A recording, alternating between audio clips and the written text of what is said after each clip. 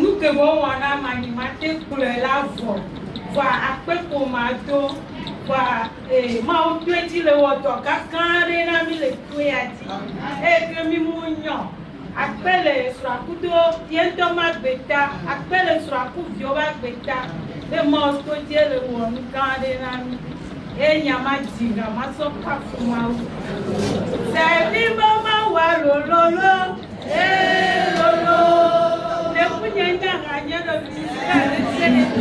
Seigneur, témoigne que c'est la troisième fois qu'elle vient sur ce camp de prière, mais Dieu passe par l'homme de Dieu pour accomplir de grandes choses dans sa vie. Elle remercie le Seigneur ce matin. Amen.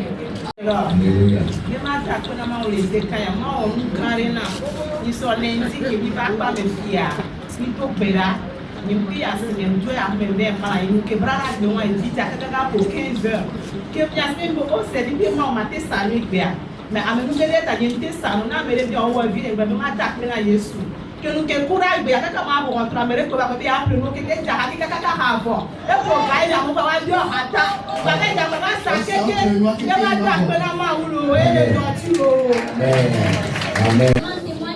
Le mardi, elle n'a pas pu aller au marché. Et le mercredi, lorsqu'elle a le mardi, parce qu'il avait pu, elle était partie au marché vers 15h comme cela, mais elle n'a pas vendu. On lui a dit de rendre grâce à l'Éternel pour tout. Et le mercredi matin, déjà qu'elle est partie, qu'elle a ouvert sa boutique, les gens étaient venus. La première personne a dit qu'il va tout ramasser dans la boutique, il a tout acheté. Elle est encore repartie payer. Et c'est ainsi que ça se passait jusqu'à la fin de la semaine. Elle rend grâce à l'Éternel pour sa bénédiction. Amen. Et Karen ne pas si pour moi, il y a ni pas comme elle pour voir et puis la chapelle est une vacances de l'eau. Nous devons donc garder la personne qui a vraiment une quantité. Mais maintenant, il y a une quantité. Mais comme les peignants, il y a de la sonne que nous allons trouver là quoi. Ma belle histoire de lundi au camp voyez vous soka 60 outils. Ma belle lundi passé à le suis passé hier au camp pour ma belle de la copa campus. Quand on va pas à au moins nous le fanons moi et ben là va quoi il va sier tout pera de tani. Lundi mardi matin quoi bouille règle pour voir il y a de ma son petit compliqué. Alléluia. Ça fait que cela 3 mois qu'elle va pousser en création. Mais elle dit que son âge aussi n'est pas avancé pour qu'elle soit en ménopause. Elle a demandé à quelqu'un de lui envoyer de l'argent pour qu'elle aille à l'hôpital. L'argent a été envoyé, mais elle n'a pas été à l'hôpital. Elle veut savoir qu'il y a 2 semaines de cela, elle était venue voir le pasteur pour lui narrer l'histoire. Le pasteur a béni l'eau pour elle et a prié aussi pour elle. Et le mardi, elle a vu ses monstres. Ce matin, elle est là devant nous pour remercier le Seigneur. Amen. Amen. Alléluia. Amen. Alléluia.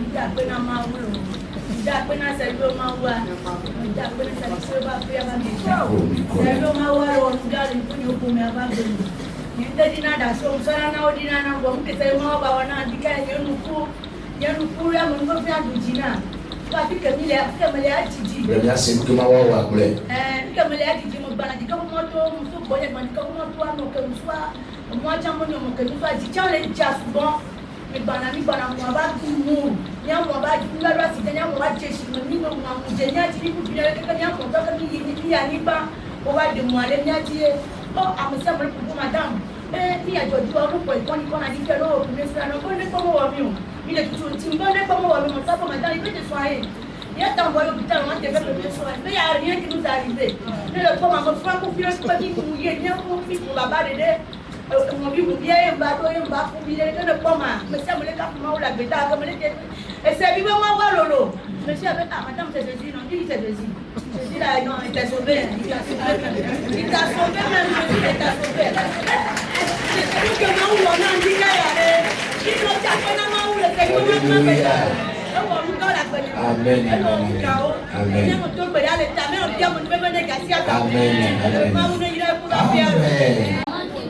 Elle vient de loin, mais ce matin en venant, elle avait pris une moto. Elle a la moto et tous ces enfants avec un accident, ils sont tombés par terre, même dans la boue. Les gens prenaient pour les sauver. On lui avait demandé d'aller à l'hôpital, il disait que non, elle n'a rien eu, que par la grâce de l'Éternel, elle se sent bien, elle et ses enfants. Et ce matin, elle est devant nous pour remercier le Seigneur de l'avoir sauvée. Amen. Amen. Amen. Ma promesse lundi que va y avoir lundi moi que va prière. Et bébé mine to go na mo la no mo ji wa no to kutina mi. Parce que me ro we a kenda de il va rien nous. Donc que mi to go na va yo fi be kwa le Gabon. So kaka pays ya que wa to akuye mi wo to ko mu be joa ni passe le corps. Ni so wa que mi le to go na e be François e be a po kekeye. Pour le moment, là, ton coup de nam ya kwe. Kwe. Et vous avez encore, il y a tort. Vous avez fait le rappel ici. Vous avez le pia. Et puis, ma ouye. Amen. Amen. Lundi.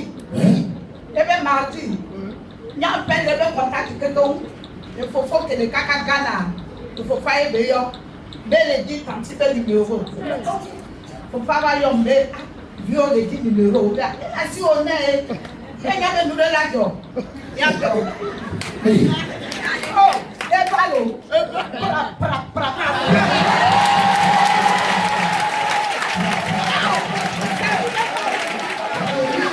Il y a des sous-marins. À Québec, directement. Amen.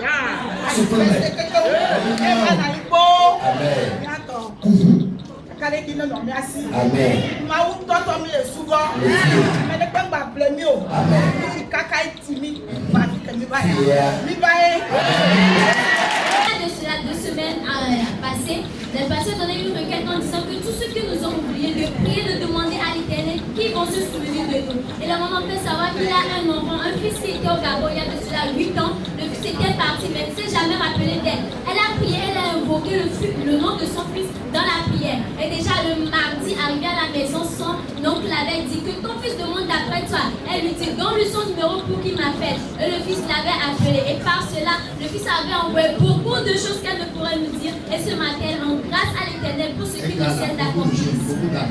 Le fils lui a envoyé beaucoup d'argent. Pla, pla, pla. Amen. 2 mois, oui, il top à le baba, maman qui est maman on est direct. Papa ça y m'a on est direct. Pour pas quoi ya mais pour qu'il soit quand il comme ça pas ya to ya chi. Pour attendre ma wa messi amina dia ma ou restaurer à payer. Amen. Hier vegan semaine passée, on en y est les. Il y a beaucoup quoi, what son temps à Tréti. Et soit les suites pour ta combattion, qu'elle est reliée, tu sois n'ata non, mais ce n'est qu'un gagnant qui a toi fiti. Et m'dassin soit du même autant, si nous connaissons Joe, et son assaut de la main de Nekwe, ou d'un nana et gao. Et bien, les Joe, et tiens, mais majo, et stop là d'abord, donnez de toi et majo. Et bien, tant si, le souvent maunelo, tu en la ya. Ah, et bien, si collectif, et là, il. Pendant que nous sommes lundi à l'épier bas, il n'a eu le loré. Le site au fait tout péda et vient les voter et vient bayonner pour que le bébé des Congolais des Congolais à tout n'a pas tant pour ta maman tifia nous subi pas on bayonne à nous n'y a pas que les et garder mais sont tous les faits du match parce qu'on a nous là non et mais maman va fond là ouais on sait quoi parce que les que les cancer on peut dire on sait ici et que les personnes yawa et les tout péda nyawa maulolo tu vois mais et via toi yo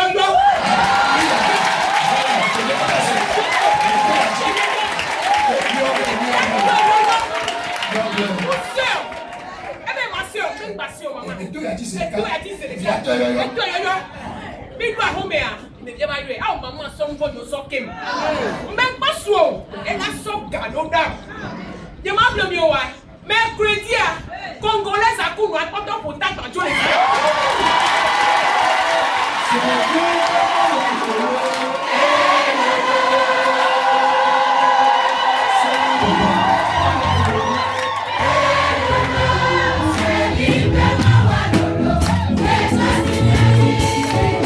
Thank you.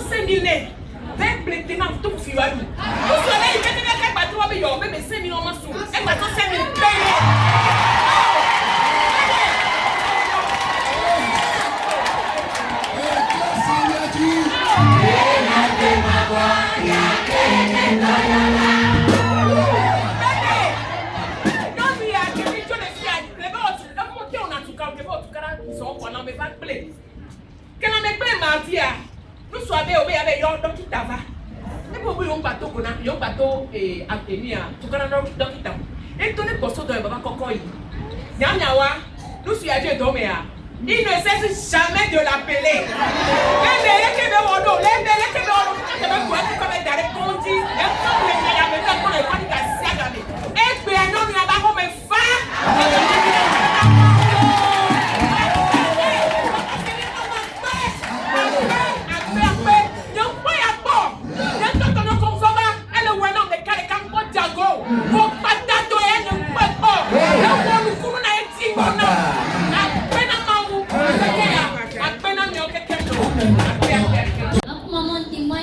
Elle était venue ici de cela 2 mois. Et le problème avec lequel elle est venue ici, le Seigneur essaie de restaurer sa vie, il essaie d'accomplir des merveilles dans sa vie. Elle témoigne également qu'il y a une sœur, que dans sa maison c'est toujours les problèmes. Son mari le chasse de sortir de la maison, elle refuse, elle lui dit que c'est lui-même qui doit mettre ses bagages dehors. La maman était partie voir sa sœur et elle lui a narré l'histoire. La maman lui a dit que de venir ici dans ce camp de prière pour qu'il puisse prier. Et le lundi passé, elle témoigne que la maman était venue. Bien qu'elle n'était pas en mesure de se lever pour prier, elle était assise. Lorsque le pasteur donnait les requêtes, elle aussi priait également. Et on témoigne que la maman, son fils était en Amérique et le fils ne l'appelait plus, ne lui envoyait plus de l'argent parce qu'il avait épousé une fille congolaise et la fille et la mère aussi étaient parties rester chez le garçon à l'étranger. Elle me fait savoir que lorsque la dame priait ici le lundi, son fils qui ne l'avait plus appelé depuis des années, le fils commençait par l'appeler. La maman dit qu'elle ne va pas répondre, qu'en rentrant à la maison, elle va répondre. Elle est partie à la maison, le fils l'a rappelé, lui a dit: maman, je te demande pardon pour tout ce que je t'ai fait. Et par la prière que la maman a accomplie ici le lundi, le fils était avec la femme qui était mariée, la femme et sa mère sont partis de la maison et l'ont laissé libre. Le fils déjà le mercredi lui a envoyé de l'argent, ce que l'enfant n'avait plus fait. Et son mari aussi, qui ne la voyait même plus, qui ne la considérait plus, lui a demandé: oh ma femme, qu'est-ce que tu voudrais que je te fasse? Et ceci étant fait, le lendemain on lui a donné de l'argent d'aller payer des choses et de préparer. Puis chérie par son mari, par la prière qu'elle était venue faire ici le lundi, le mari a déjà commencé par la chérie et il y avait de la réconciliation à la maison. Ce matin, notre maman rend grâce.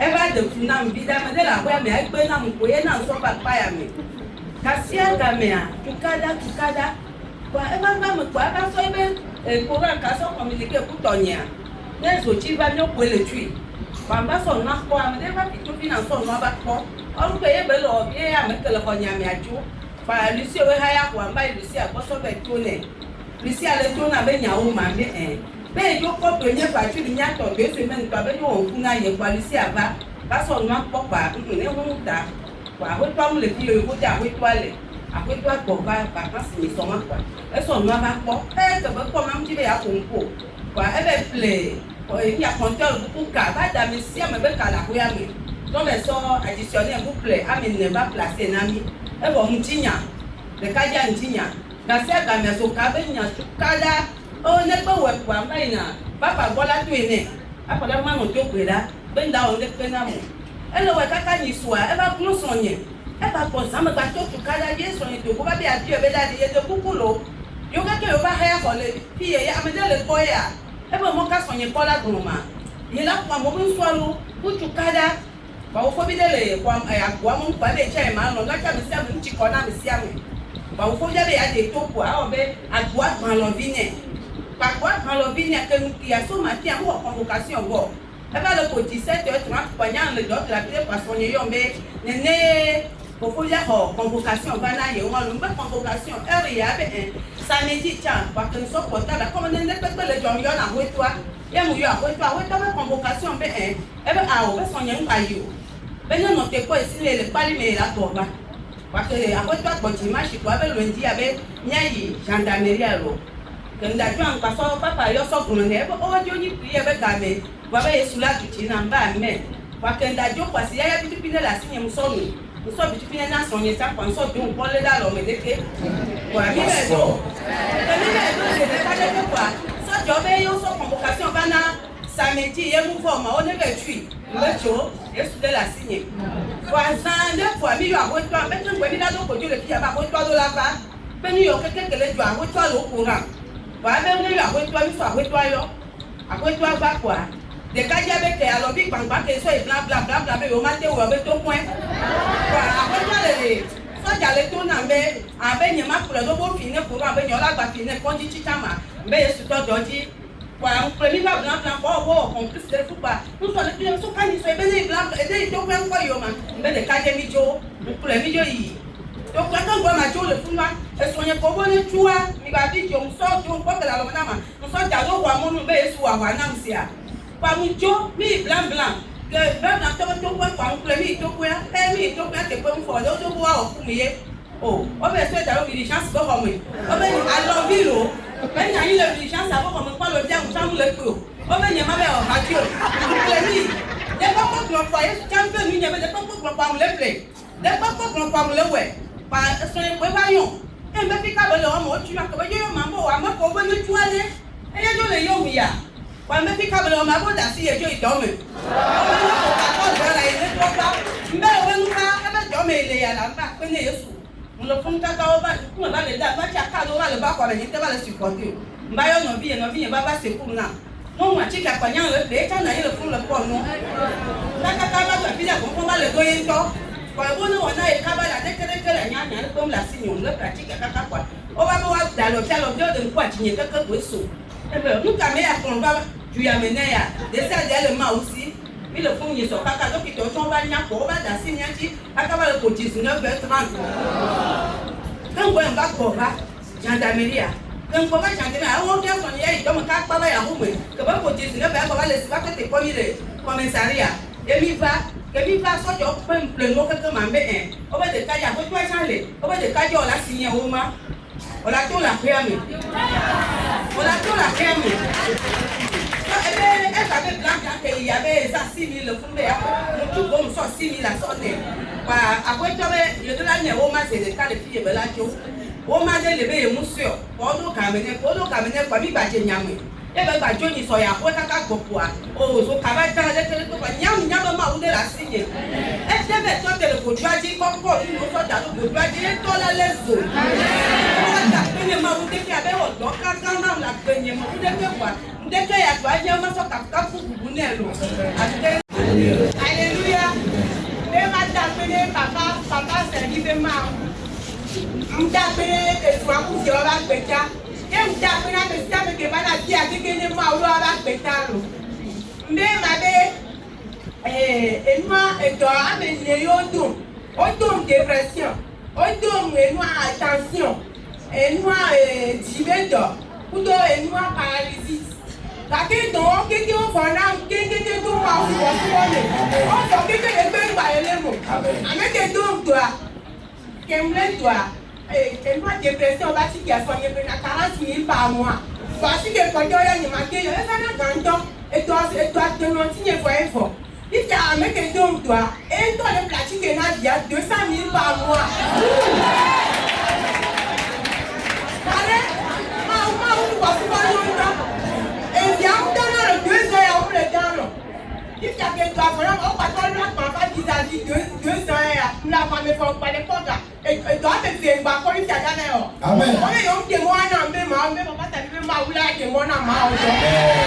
Donc elle vient de nous citer. Elle fait savoir que bien qu'elle était malade, l'Éternel l'a guérie de toutes ses maladies. Et donc tout ce qu'elle essaie de traverser, l'Éternel ne cesse de les délivrer. Et ce matin, elle est vraiment contente, elle rend grâce à l'Éternel. Amen. Amen. Ronald Benoye Apeta. Bela kodole tale bede tuwalo. Lote mu kodole lo. Kodole keke transvat. Nous voulons pas parler dans kodole. Et vous keke. Ake sele ma wa ba. Amen. E ba fon la ba boko. Amen. Mata pene ma unye koko sele ma wa kokole. Afa kan ke mo ona wa pe to ma te ma we. Amen. Et ma wewe. Nous sortis comme tout le dîner. Et Jésus veut comme. Ben ça quand les gens de l'État. Et les yotons, nous comme quoi t'as monné tous les délais. On a foutu au dîner. Et n'a même du foutu au dîner. L'État peut proposer. Ok. Maoule on ganga na wane mvanyi tedina da segbero. Egbe ya me magora me velenti. Be ma da pena mau. Be ni som ya si me ve plagba. Mutro agba wa dare sio se mo mutro do sio se me ma plum kaka ma do ko agba sojo. Ye e sio se to wono be ti o yi kaka ko fo be yo npo. E bo be ka ba ne gba yi ye yin tom le do gbe la se bi be ma un to ne ti agba ya kaka ne ba ko e na. Wa kaka mu su ya la ba ko e ko agba ki so ba be ko e. Ye be akpe na ma wu ye wo ka to le chan. E fe ko afọpa nsana. Afọpa do la agba me. O ba ndi ba se ko ni do si awo ju wa chi fun dare ye mu ya si me be nka se bi be ma wula ma si nye vo ya gban la ma si ma do ko sasa ye va de do po le ka so dare mi de do po le ka so dare ni gba to aja mi mi aton afo pa won wa kun sa o keke un sa o fo keke wana va ne be ma di da si anyi mte di na da si adoro kwa ma wulo ito ba na igbe ya be ma va gbero. Partie au marché, elle avait payé des marchandises qu'elle a déposées au dehors de la boutique. Et quand elle se retrouve, elle a cherché les marchandises en vain. On était parti chercher, mais on n'a pas trouvé. Et elle a demandé à l'Éternel de papa de lui de nous retrouver ses marchandises. Et ceci étant fait, on était parti, on a retrouvé les marchandises. Elle témoigne également qu'il y avait certaines marchandises qu'elle n'arrivait pas à vendre. Elle a prié à l'Éternel, elle a placé donc pas là-bas. Jusqu'à la fin de la journée, elle a tout vendu. Et ce matin, elle rend grâce à l'Éternel. Amen. Agbe ma wo no ta na ba ite dina da se o e gbe ya be ma ni da se ma pra be tete ma ma o le do ba na za be ma ya ni ta mo be le ni da se gba ma pa l'histoire mo na isbe 4 semaines ya o yo be fofo ye be so abodo le lo ko e la konti ba fofo ye be ka se o ko ya odo ne be ma ba be gba na e ja jo so be passport ai ni do ko so ama to e joyi ke un jo o ke mo ya pre lo e be o na mo e so do ko le ka to si eso ali podo ajine eso si asone ebe nwe nto gudura kaka jama to gbere ma hu kwa yin to ti ya na nto hallelujah au ba weke e o ko pre na nuna ma ka ti o ganga o twani o choke ke o bale pre nuna mo do ko ma da si ari da si asi ke do na si do a mo che si mo ko ya mo be yo bale ko bre fu ba ndo na fu tu le ju ba yo papa gbere papa mama ni ko le pa mama to na mo so mi chol ba ye ba papa gbere papa be ni ba da si do bia ma yo yi. Et so habo bada si ope mo papa e pray so we wa pe ade blood am lese ki o mo ko jo le ba se be ni am le ye mada ji wa ni mo do asi ma she le ni le pe so pa jo ma she pa ba ya wi ma so ka na ba be ma wa no témoigne qu'elle a une sœur que la sœur devait accoucher, mais on fait savoir qu'il y a eu des complications et qu'on devait l'opérer.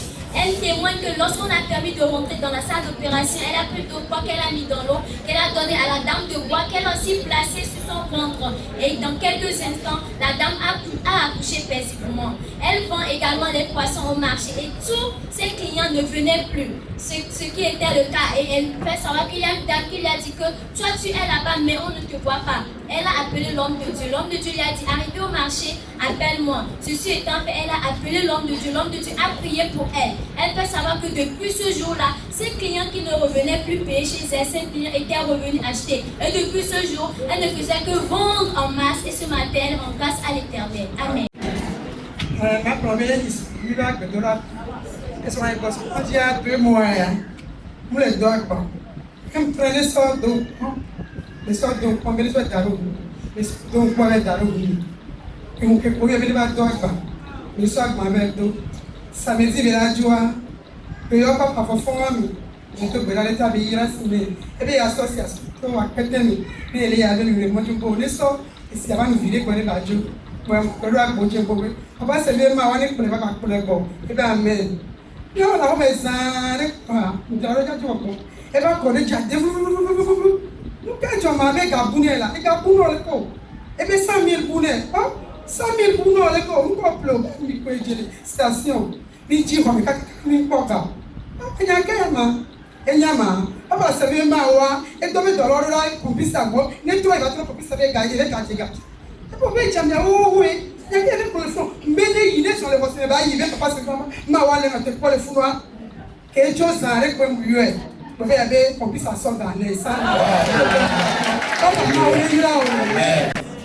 La maman témoigne que ça fait quelques semaines que son mari ne partait plus au boulot. Elle a pris donc quoi qu'elle a donné à son mari, ils ont prié. Et déjà le lendemain, on avait appelé son mari de venir parce qu'il y a eu un boulot et le mari devait partir. Elle a pris donc elle a pris l'eau bénite de papa, c'est qu'elle a donné au mari. Et le mari était parti. Le mari était revenu quelques instants après, lui disant qu'il a perdu 100 000 francs. Elle lui a dit de partir là où il était allé pour acheter de l'essence, que Dieu de papa Célie est déjà là-bas, qui vont lui redonner son argent. Et dans quelques instants, le mari était parti là-bas. Ce qui était fait par la prière de l'homme de Dieu, l'argent qui était perdu, on lui a remis ça aux stations. Et ce matin, elle remercie le Seigneur.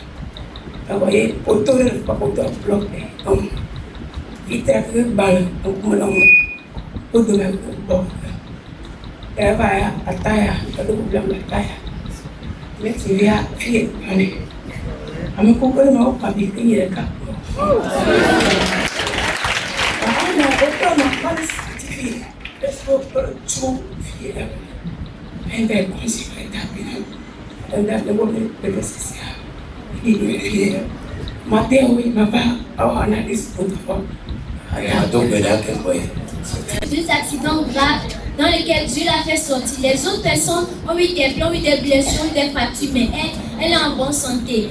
Également, elle avait eu des douleurs à la poitrine, qu'elle était partie à l'hôpital. Cela devait être grave, mais l'Éternel a encore guéri. Ce matin, elle rend grâce à l'Éternel. Amen. Papa m'a donné dire. Non, il y a ça. Ne me lève pas de doraper à qui ne t'en connaît. Elle a bien allé, ni pas pour moi, papa. Mais lève pas de doraper à le pire. Ma clave de vie, puis à mon mais Dieu lui m'a dit. Ne me bien, je me suis levé encore. Quand il y a un gros mawa, il dit à papa, deux verras, et t'as bien pas fort. Mais elle a dit, non, pas une blague, elle a dit. Pas de Dieu mawa. Et puis il y a la chose de photo de là. Le WhatsApp, il dit un coup. Va donner papa sortir. Papa, oh, faut tu as un point sur. Mais là, tu as un temps. Et il s'en quoi. Et pour il y a yon. Mais non, pour qu'il s'en dora. Il a trop yon, mais le yon. J'en ai quoi. Le bien yon, il faut yon. Et j'en ai quoi pour me traiter yon. Mais bon, maman, elle dit, il doit y passer un corps. Ah, elle veut que pour de match à frappe, à pédale dans le main. Dans le long, on a beau. Non, le fait que tu peux pas bien. Ça va te mettre en haut, on a beau. On a donc coup de Dieu, que tu n'as pas pour quoi dire. On a 20 kilos.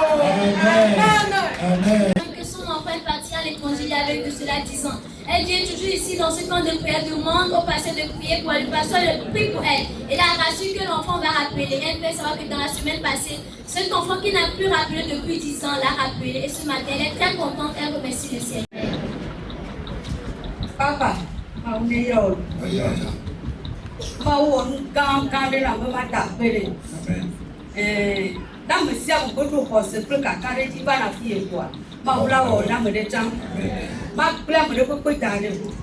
ni so que mi va pas le 8 jours ya ni so donc pas parce que pas que le ni ku fini o dia lolo e wu chocho ba mu kan be ma wula tse ku mi ba mu so donc pas mu ran donc pas be na que mu so le pas ya me ya da so voiture personnelle be kaka akra bo tu me ya do ye mo kan de pe que ni mo kan le fini ben quoi be a de dai pia banyawa ni nyam dai prière lu ma ba ko ti na portable ya o ke ni le fi am ti portable ya fini le yon no ji wa ko da o to ko na yo jouer o ke ke wa ya ko to 300 personnes be ayo me ma no to ko ra ko yo mi ko portable ka ka be mu le yo na na wa cha mu to ko ra le fi ke mu so to kwa voiture personnelle ei kaka fini go be terrain ati c'est cas vient bien pour nous que c'est si quatre ne yo le de yo tous yo le équipe yo le football là o le cassette c'est le cas sur le drive au voir et bien que le toi mais be mi nyam que le toi il cas et toi que abaten yo baba pa amobo bai amolo toi mo ve amo toi mo kaka yo baba pa si be 17 heures on est final à quelqu'un il est cas il doit être 18 heures. Fifia, il veut manager, va tourner, Eric. Et tout, Ghana, quoi. Et toi, il y a non quoi. Il va te faire. Eh bien, les me dit premier, à une deuxième mot. Ouais, à toi que tu suis vite, il y a une deuxième. Ah ouais, premier, il y a. Yo, ma dit non, à ton coup, mais. Les gens, il y a tout, il y a tout, il y a tout, il y a tout, il y a tout, il y a tout, il y a tout, il y a tout, il y a tout, premier.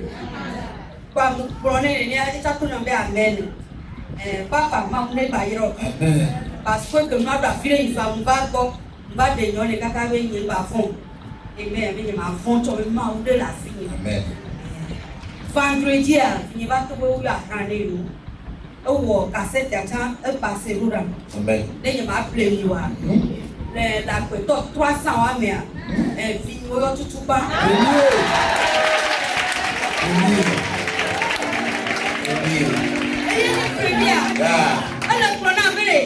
après à débailler au Benoît, Eric Benoît.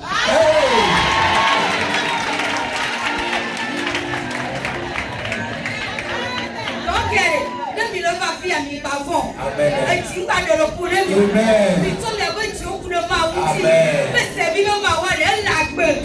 Mon pot, un ouéno, un ouéno, et vous prenez, ah ouais, là, ah ouais, là, Le petit passé, elle a pris ton poids ici et elle a dit donc que toi tu seras ma voiture personnelle que je vais t'envoyer à l'étranger. Elle a prié sur ton poids. Il y a son enfant qui est au Ghana, qui est dans une équipe de football. Et dans cette équipe-là, il était 300 personnes. Donc on devrait évaluer, choisir les personnes pour aller jouer à l'étranger. La maman témoigne que son enfant, lorsque tout a été joué, l'enfant dit qu'il a marqué 18 buts. Et lorsqu'on devait proclamer, l'enfant était premier dans toutes les 300 personnes. Et ce matin, elle est très contente, elle remercie le Seigneur. Amen.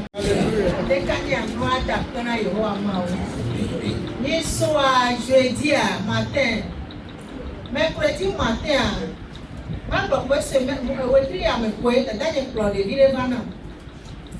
et bien, les bonnes, pas moi, donc il est né, ça dans le manteau, mercredi matin. Quand il y a quelqu'un qui va quoi, et pour va couper 700 et pour être homme, ça nous est. Par exemple, que jeudi matin, quand je sors, et on peut envirer le mois, c'est scoop pas mon. Scoop pas mon, mais il y a quand même pour valoir. Il m'a pas de dire à vous. Il y a mon mouillé à quelqu'un le temps. Il y a mon la même, on peut le monde en nhắc tôi là còn miệng bộ để ra đây mãi bộ là bộ chị à mê ồ một chị ca nhìn bộ cái ca giặc qua một bên phi rồi Yesu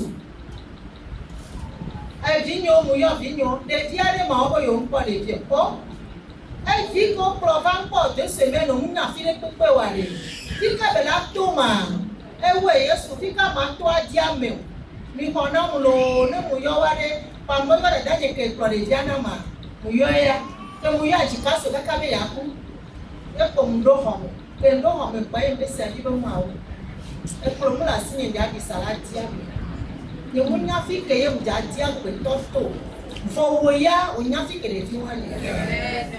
Mo bio le to ko ya me bena. Plo de fi wa do so to me de ba lo me. Ame nyue de ba lo me. To wa plo ka sa fa. Ye mo le cha dia me o. Ke to pe da pa baba ba na ni. Kan so bibla mo converser pa e ko mo me. Comme me ka pa sitting ba do pe da ke sa re pa da nye yo. Be ni pa ma. No, be mi pa kere ti o. Zare egba yoke bo be ke ma mi le ti ma be mi le ti nto ni le ti nto bo be mi ti la mi di sa nya ti be be se be kada re ta le ti me pa la o mo ye nto cha ye mo la o me le fi nto cho e bi aji ncha mu le ya pa ke yo da no ne ko be se be ma o le bi aji alo o le ti ame alo nya ni da ti ame o lo wa we ja ti ame e ja e ka pa no Zare ni nani zare bale doya eso anye fo ba do de jare ma be ngbogbo mbe o wa do be ra ko efo achi kacha mu le so mu cha be na de agbe to buru ta chi na wa e mu le ka ko to me ka to nya ba ba na e mo to ra pa ndo do si nani na ile pa ba ka wa vi ni ko ba ko be mo o be di o be di de ya ebe obe mama ye mu yo ya yi ti ele ke be a be se bi mama o le ja kula na sale ya me awa le funa ka ko ti sin na ve kwa ma to le ke kwa le ja ko na ku to no no ame vero me a se bi mama wo ko ka da me bi o ba lo me o ple ko ba na se e ko we ko ma na ni na me yo o kwa o su na ni ame o na ni o ko ko ka ko be enyin gbo be ye mu sa nu etie ye joro bejo Owe na si kere dasa. Ya. Baba nani esi ogunwe gba ya. Ebe o me ni ba do so na da nka ka. Do so na da nka ka na desa le fun on kilo. Pi na da nka ka na do. Be si te be do so a. So ma so da. So mu so du. Yem je na re po. Enke gbare. Me onya. Baba na lo fun. E gba ya mu so do fia. Sari be ma o plo va o jesia. Ebe awo. Be mu tesi o mbe yo eye de Sadrak Meshach Abednego le pozo ya e de Daniel chapta basime enti chapta ke blobona ya be bua e de over dare enti am no fiasi ke nani e bia na nyi nyi to ma oto re pe la ya me na nyi lo e be na ka santo e mbe e bia ncha ma ba no te la me ha ba kume avait envoyé un enfant chez elle. L'enfant devait rentrer avec elle, mais le matin, elle était partie. Elle est revenue à la maison, elle n'a pas trouvé l'enfant. Elle a prié à demander Dieu de papa de ramener l'enfant. Et c'est jusqu'à la fin de la journée, l'enfant a été ramené. Et ce matin, elle est très contente et remercie le Seigneur. Amen.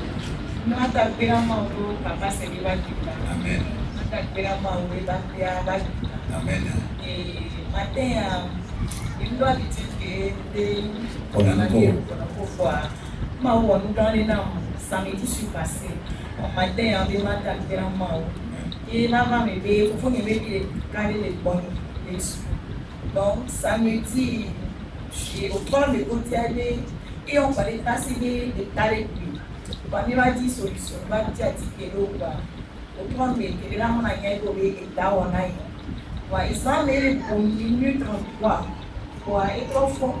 Il faut se capable de passer pour donner. Et pour donner, quel est le pour donner pour aider les gens immunos. Harry Capra. Et donc, il est comme. Et il y a des verres, rouges, jaunes, il faut qu'il y ait un tchaka. Il y a il est pour les tours, il est pour les cons. Donc, il a dit, Hadamina, et sur une amie, Pambaïoué. Il est ma pression, Pani. Il est là, il doit dire les thèmes avec elle. Il a dit que c'est le cas de taxi, maman. Aujourd'hui, si vous avez un majo ou un refus, et là, on va sortir à tout le monde, parfois, et tout en plein noté. Mon nid pour les moutons, les moutons, pour dominer.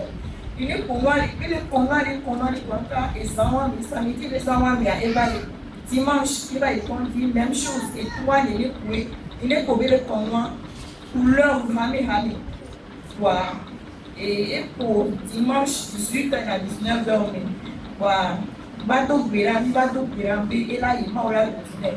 Voilà, il y a un bé, mais dans la pécouille, dans l'India, o maior passoa na ma be ba do bera pe ba be o be se be maior papa ne wa nya ba do bera ki ko nya yo papa e be yo be se ba be fica do kware ma do kware da e jone tanto ne mu ne ba fi be dora pe loeti ne ndra o mia ile ko bi biara do kwata be mhe ba ma igba le be do kwa mi enu be ni ke ma no isa su ma no he bo be kan wa ki era no dutira mi o wa igba yo papa if sonya sonya la papa be yo be ya do pe ra ku ni ma ku sita ye ni ya gracia ele do pe ra bo wa ni ma ne sia le ba wa et puis tout en fait ça a été passé comme le pasteur a dit donc après on va socialiser ba ki me nu sia e ozane kwa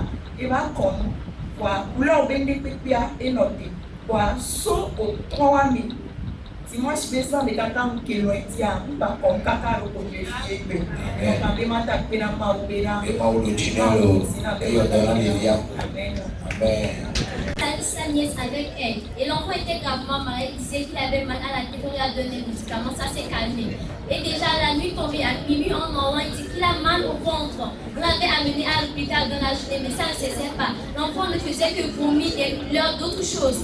Et le dimanche, l'enfant demandait à la sœur d'appeler le pasteur pour que le pasteur puisse prier pour eux. Le pasteur a prié pour elle, il a béni l'eau. L'enfant a pris l'eau bénie, l'enfant a encore vomi après. Et depuis ce jour jusqu'à aujourd'hui, l'enfant n'a plus vomi. Il est bien, en bonne santé ce matin. La tata remercie le Seigneur. Amen.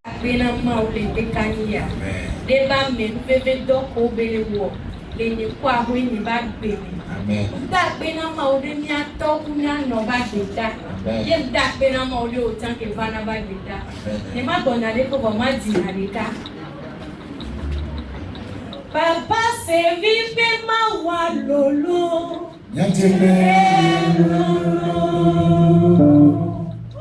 Papa se vive ma keke. Se vive ma lolo. Et toi c'est dernier. Et la me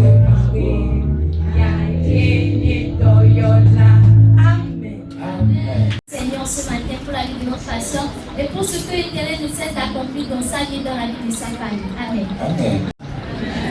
Allez, comme c'est un titre là. Wow, titre là faut dire. Titre là faut dire mais titre. Comme Yesu appelle papa Cheliba Goita. Yesu appelle papa Cheliba Goita. Yaba blanqué. Yesu appelle papa Cheliba Goita. Yaba blanqué. Yesu appelle papa Cheliba Goita. Allez, combien d'années? Amen.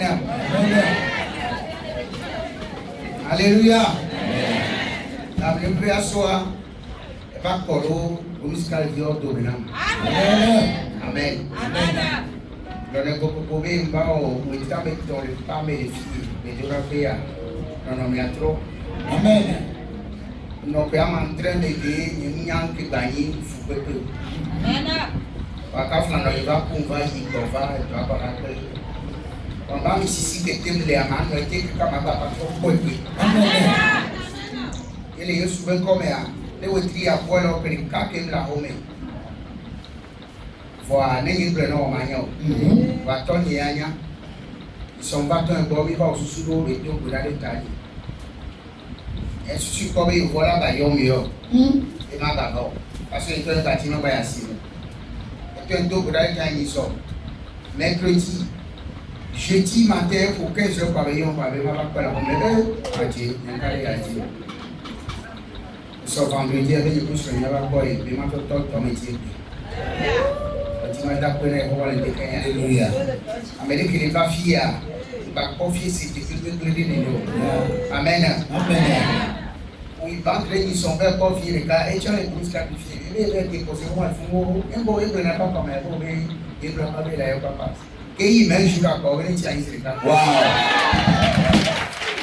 Amen. Amen. Yesu le dɔti. Lɔ ne ko ko n tɔn kɔ fa wa ba titi o. Ewu a ma ko mɛ titi nana ye. Amen. Mo lɔ nɔ kɔ bɛ fɔ n'olu. Ɛ ko kɔ kɔ ɲama bɛ o. Amen. Wa seba fi ko le fa. Non, non, mais la trop oui. Et la trop oui. Comme que la trop. Amen. Amen. Nous notons donc mes baïa. Et ce qui a été les caméras. Amen. Et mon poisson ou un cri à ma faute. Et puis à ma faute, nous avons si à Mélédia. On l'a fait. Amen. On a tout. Et Dieu.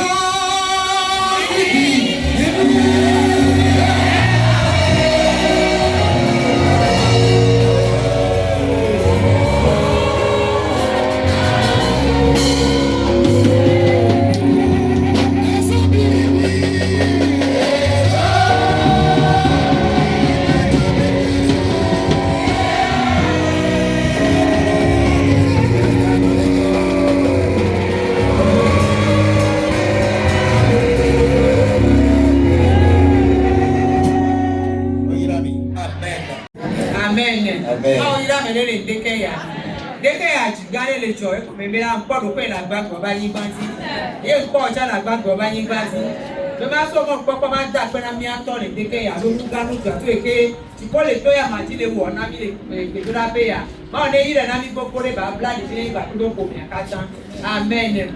Bien dans les cas d'octobre, mais bien à Manta, bien à Mauro, bien à Faba, bien et bien vide et fou, bien comme sur les Yatifia, au même matin. Bien, et pendant que les maisons de l'ancien, à me nous faisons la bouchina et bien la tina et puis. Il y a des pays qui ont toi, d'autres qui ont et tu dis, Diana et pour et les problèmes de beaucoup de monde qui ont attaqué dans ma vie. Bien dans les cabinets, ma ou nous grand, et pour me dire que nous coupons pour Punaï, et que bien, il est lettre, donc il est mon papa volé, bien, il faut quoi, il y a au même bâtiment. La camia tombe dans les indios, mais si elle a pépé, quelqu'un de retour, elle est trop la reta. Et il va m'y à comment me nouvelle faire, et de le coup, si me va à Bag au Bani Bati. Quelqu'un avait dit qu'on connaît une idée à ma maman et les Kenya. La Yetia Bena, et même les canons vit et les France Bani Bati, yet top line après le fou. Après que les players et Babato pour votre après ado, il faut que ça bien le quoi que les belles, on va continuer le petit, mais il va après les si. Et il y a un peu de temps, c'est le côté de la débat, mais maintenant, quoi, me coûte quoi, mais il y a un peu de le bétoua, mais maintenant, quoi, me coûte de l'eau. Il y a qui avait là, ma ok, le routine, il n'est pas, mais ma wa routine, et bien, il y a mon vasson, il y a l'outil, au seuil commissariat. Car il y avait un peu fait que les miato, il y a un peu de la de Bédiana, il y a, il voit toi et ton autre, tu n'as pas de 2 ans. Mais là, non, toi. Ami si elle doit approcher le fourrana et bébé bien toi et avoir des filles. Et si avait les tapes dans mon romu quand nous doit tout en talon. Ni alors les cabena et y avait mon dos fait voir une bonne adore. Parce que au temps on a eu pas que de la paye. Et que à mon qu'on a élevé les que de la paye Garcia quand bébé si am les trop de loi. Et puis à nous qui a on va les cafés et ben mawa et ben à nous quand va le comment là va on a ils sont les bien. Bien dans les cabena et va quoi toi avec écoute le problème né et souci benya. Pour les autres on me pia mais va quoi toi va tomber ya pour aller c'est comme là et gapo quand avec gas pour ben à toquer wa. Mais Moussa son né ton ya ça avec Gabriel pour va le connaître il y avait ma tout fio. Et va il y a ton bon et c'est un peu bien tomber avec les tout fia. Pour ben et pour le problème wa pour les si avec soit quoi comme il devait tout faire à me là tu n'es on a dati kwa na il y a te pia il va tout faire et il a si tiens et soit si va il a ruba una ko pe ke do pia et to be na cha kudo e ya te pia a me no be bia du je be na ko tanto be pia ba won ko na be ye tomate ko kwa lesio me le ka be ko na pia me wo ga yo kwa me ne pata ito ko ye to la de akoma e je mate ko kwa de dia ba defense na ya e kwa e to su ye silo e be ata pe na ma ro ni ato ba kita bia no de ka be na e so na san va na ye amere pe eva e ta pera mo ba pe ta be na e pro e be pe ami abe nu ganu do ato ti ko le wona yi e be fi le ka be mu po na nu po mu se na nu cho bo tutu kwa ke gbe ba be do ra pia kwa be de via ko to tu ya ko mi e ta si nu ko ko mi kwa be mu le ko gwa ma o ke je go mi ya e nya be e la wo nu na e be nu ti ko ya e la ine le ka amere ya be ma ta ko na ma o be na e be fi le le do e to che ba le do ka pia be ti ko kere me na yo pata ami sisia e yo do yo tu ka yo nu ti ko na ina mi ato le de ke a be ma wa ba ke ka amen.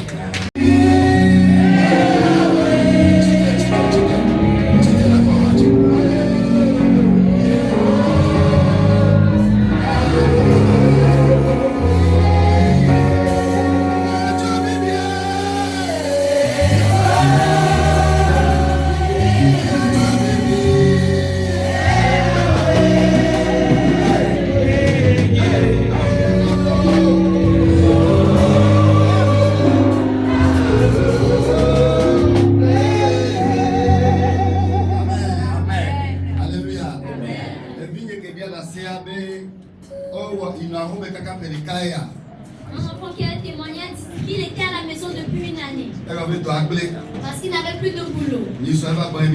L'autre fois, il était venu, nous avons prié. Dans la soirée, et son ancien patron l'a appelé de revenir le voir. Mais il a voulu me le dire d'abord.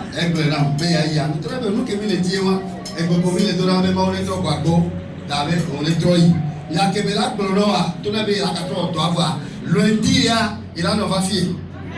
Néloa, il y a toi, avec il y a fait vert. Elle est tombée qui pour le fier. La Dieu s'arrête à la Dieu tombée. Amen. Ma oui, on est. Elle soa, elle a eu caca de jopé. Les qu'elle est là, on l'a volé. N'a me betonné à ma cananio. N'a tiré à notre belé à la chisomé. Les yes souvent tombé. Amen. Mais pas fort. Même il y a pas ni sur lundi. Bien envie de canons bien de vérifier, il y a mais non nous voyons des noirs. Et là tu as comme micro le fier. Il y a la belle quoi. Avec quoi. Avec quoi. Lundi que bito le fier. Eh ben moitié il est. Il y a déjà mon fier lundi comme dogo ou maman le moitié. Il y a mon dogo là mi fois avec et ça allait là. Eh ben ça allait pour téléphone sonner. Eh ben il déposer dossier les gros. Il y a Ivan Lobecha. Il va mardi matin. Il y avait une banque de direction. Il faut aller bien, mais si il y en a, il y a avec autant de filles. Bon, donc, à quelqu'un qui a mis ça, il y a un autre téléphone. Après, c'est quoi? Il y a un autre rond-point pas. Banque à l'Ifuna. Donc, on va dire, on va dire, on va dire, on va dire, on va dire,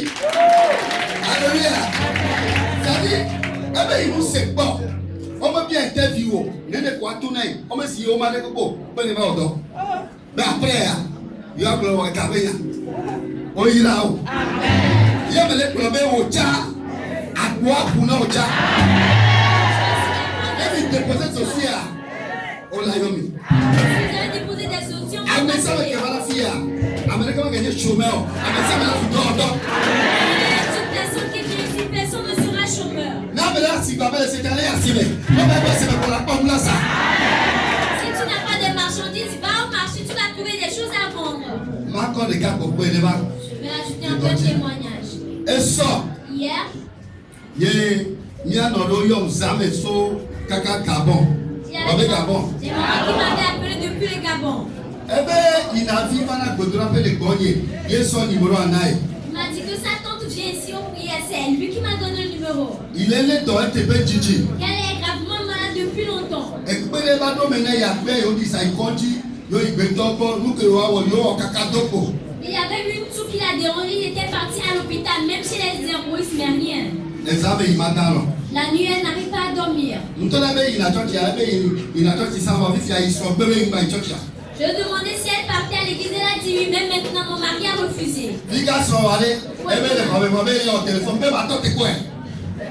pas de téléphone, elle n'a pas de téléphone. Parce qu'elle a demandé à la dame de parler à son mari. On est bon. Mais n'était même l'état de quoi? Pasteur, l'état de quoi? Monsieur le pasteur t'attend. Où est le l'état de quoi? Dis-lui que le pasteur t'attend, je vais l'attendre. Et après, il va au téléphone. Après, elle a pris l'appel. Eh bien, il y a 2000 roubles. Mais les gens avec les gens à DG, même pas son simple comme eux, pas son les deux aussi. Il y a les gens. Mais là, c'est le poso. Nous, quand ils sont en mode de eh bien, non, mais pas sauvé, et il n'y a pas sauvé les gars de nous, parce que c'est ça.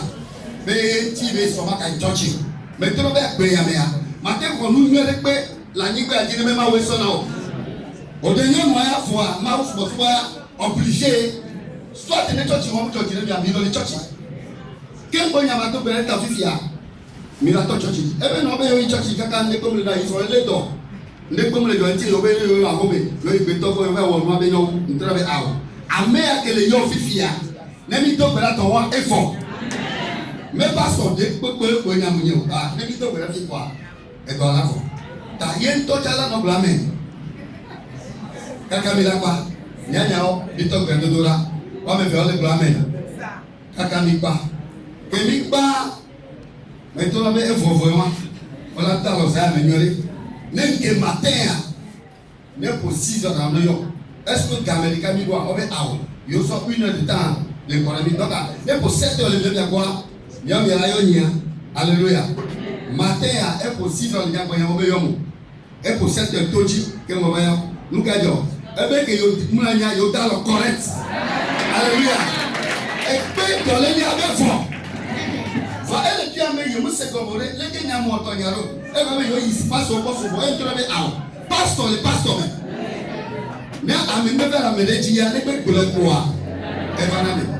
Il y a beaucoup, il y a des problèmes pour un nid, les deux pour les trucs. Où est-ce que tu vas y trouver? Alléluia. Et puis, au pouvoir, on a dit que ça a coupé. Et bien, où est-ce que tu vas dire que tu vas trouver? Car que mes bonheurs sont au Dakamaki, et tu viens de Dieu Foya. Tamato no me mawa elewe. Elewe le kaka tuta. Yo que va fier le même no a comme il doit. Mais les bénards au co. Et contre point d'interrogation. A me maté pas mais alors de la pierre pour nous que le wea ma fo. Non va à la fo. Amen. Et tu non savais que les gars ça avec c'est ton vama, avec c'est vama, avec les petits vama, elle est fort. T'as les filles pour à la CDD. Mais les noirs si au roi, et tu me vois, ne me pas, ne va pas, ne viens pas pour Amen.